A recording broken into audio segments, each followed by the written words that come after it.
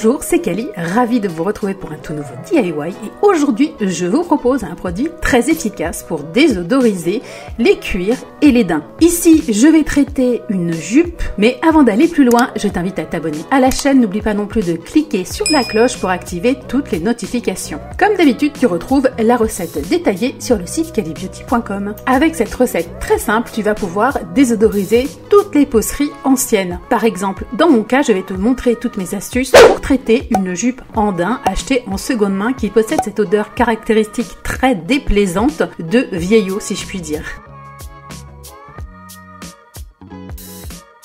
Je vais donc tout simplement mélanger 60% de bicarbonate de soude à 40% de terre de sommière. Une fois la préparation bien homogène, je la transvase dans un petit contenant de type bouteille à épices qui est très pratique puisqu'avec les petites perforations du bouchon, ça va permettre de répartir la juste quantité de produits nécessaires. Pour vous débarrasser de toute odeur désagréable, voici ce que je vous conseille de faire. Dans un premier temps, laissez votre pièce à l'air libre pendant au moins une semaine. Une fois que votre vêtement a bien pris l'air, je vous conseille de procéder comme suit. Munissez-vous d'un grand feuillet en plastique pour protéger votre surface. Vous allez disposer la pièce. Ensuite, à l'aide de la préparation que l'on vient de réaliser, vous saupoudrez généreusement. Mais il n'en faut pas non plus une trop grosse quantité comme vous le voyez.